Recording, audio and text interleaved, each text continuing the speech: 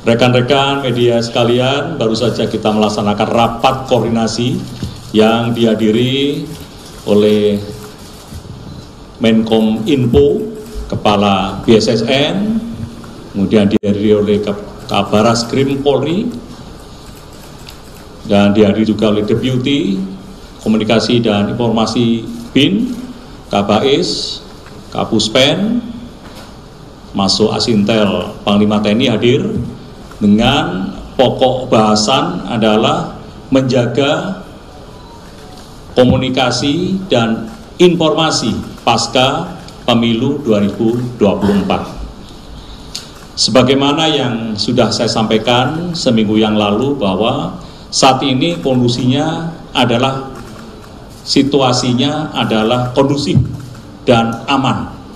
Oleh sebab itu kita akan terus menjaga situasi ini, situasi kondusif dan aman ini sampai dengan berakhirnya pentahapan pemilu 2024. Kami tadi membahas terkait dengan isu-isu yang mengemuka, khususnya adalah perbincangan di ruang publik tentang pemilu dan pasca pemungutan suara.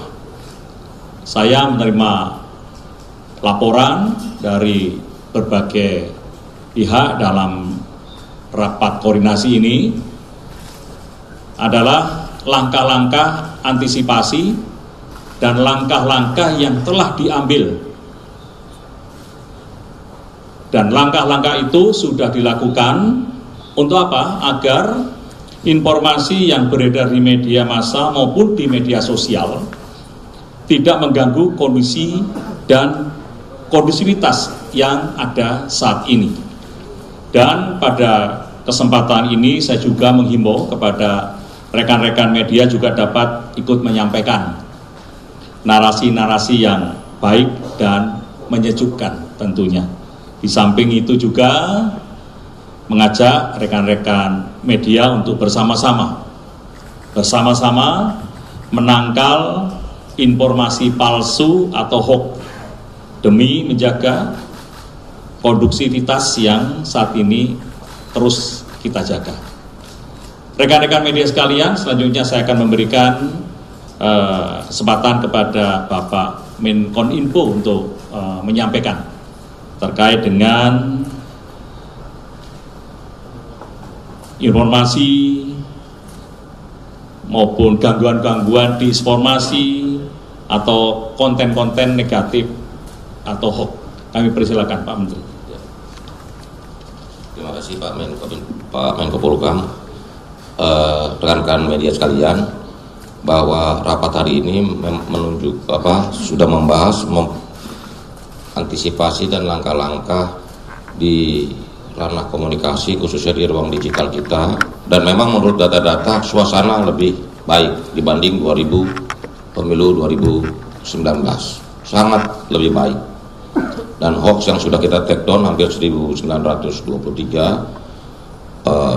hoax yang sudah kita take down. Dan juga yang agak vital ini adalah bahwa hampir 92% kebisingan ruang digital kita ini ternyata diisi para buzzer. Karena itulah terakhir saya ingin menyampaikan di bulan baik dan sebentar lagi kita akan menyelenggarakan Idul Fitri. Makanya temanya adalah kita juga bersama kementerian dan lembaga lainnya yang terkait untuk juga mari kita sama-sama suarakan mudik ceria penuh makna. Terima kasih.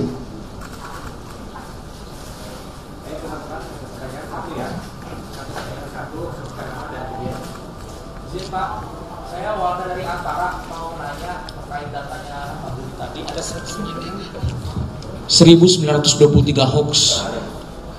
Itu mungkin boleh dijelaskan Pak, mayoritas itu dari platform apa, media sosial apa, dan bentuknya seperti apa. Dan tadi Bapak bilang 92% kebisingan berasal dari buzzer. Ini narasi buzzernya yang seperti apa Pak? Yang mungkin dinilai provokatif. Dan untuk Pak Menko. Ini. Terima kasih Mas dari Antara. Ya. Belum selesai Pak, mohon izin. Satu lagi. Iya. Buat Pak Menko, kemarin kan hasil KPU kan menargetkan tanggal 18 itu rekapitulasi Pak ya. namun mundur sampai sekarang pun proses rekapitulasi belum selesai. Nah mungkin kendala dengan sudah berkomunikasi dengan pihak KPU, kira-kira kendalanya itu apa yang dialami hingga pada akhirnya mundur dari target KPU, dan mungkin Menko ada target tersendiri Pak kalau memang di luar dari tanggal 20. Terima kasih. Kamu nanyanya udah mewakili banyak orang. Ini landscape isu hoax terkait pemilu dari 17 Juli 2023 hingga 18 Maret 2024. Itu kan tahapan pemilu sudah mulai kan, 17 Juli. Itu ada 274 isu hoax. Sementara jumlah sebaran hoax itu mencapai jumlahnya adalah 3.235 hoax. Di mana 1.977 hoax kita take down. Nah pertanyaannya sisanya kemana? Itu kita stempelin hoax. Itu hoax yang nggak perlu di take down, cukup di stempel aja. Karena isunya judulnya isunya nggak masuk akal. Pak Hadi mau nyapres kan nggak, ini hoax dong, makanya di stempelin hoax aja, nggak usah di take down, gitu kan? Seperti itu supaya paham. Ini ada selisih, ada isu hoax 3.235, sementara kenapa yang kita take down cuman 1.971, karena yang sisa itu 1.000 sekian itu nggak masuk akal, jadi nggak usah di take down lah, stempelin hoax saja. Seperti itu. Saya pikir itu pertanyaan ya. Nah soal ruang media kita banyak di platform ini, platformnya merata semuanya, termasuk dari mulai Google, Meta sampai TikTok. Rinciannya ada, nanti saya kasih rilisnya, nanti tim Kominfo kasih rilisnya persebaran isu hoax. Karena TikTok sendiri sudah lapor ke kami, selama pemilu ini dia sudah men-take-down 10,8 juta konten. Bayangin. Dia secara mandiri tanpa kita minta. Kebijakan komunitas mereka di platform sudah melakukan scrolling dan men-take down sendiri tanpa kita minta. Seperti itu. Google juga hampir 2 juta lebih yang sudah di take down secara mandiri ya, bukan kita. Dia men-take down, termasuk Meta juga begitu. Instagram dan Facebook. Saya pikir itu. Ya, terima kasih. Pertanyaan kedua, masih sesuai rencana, sesuai dengan undang-undang. 35 hari setelah pemilu kita umumkan. Jadi jatuh tanggal 20 Maret, sekarang tanggal 19 berarti besok. Ya, menjadi sesuai dengan rencana. Saya lihat rekan-rekan media ini kok nggak ada senyum ya. Jangan tegang-tegang. Ya, ini kan pesta demokrasi. Ya, situasi juga kondusif, aman. Rekan-rekan media juga harus senyum dan terus mengajak membuat narasi-narasi yang tenang dan menyejukkan. Ini penting buat kita semua. Ya. Ya.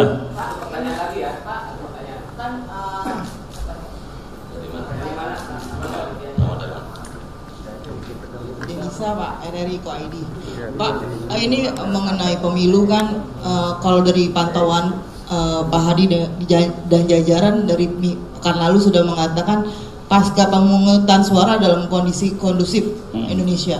Nah ini bagaimana dengan kondisi elit politiknya Pak? Kan karena juga yang bersaing di bursa pilpres nih, khususnya kan juga elit politik yang berada di sebagian pemerintahan nih.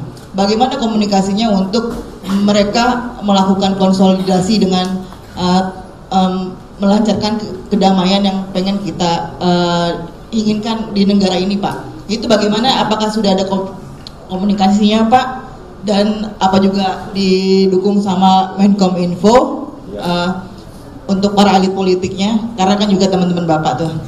Ya, terima kasih Pak. Pertanyaannya bagus sekali ya.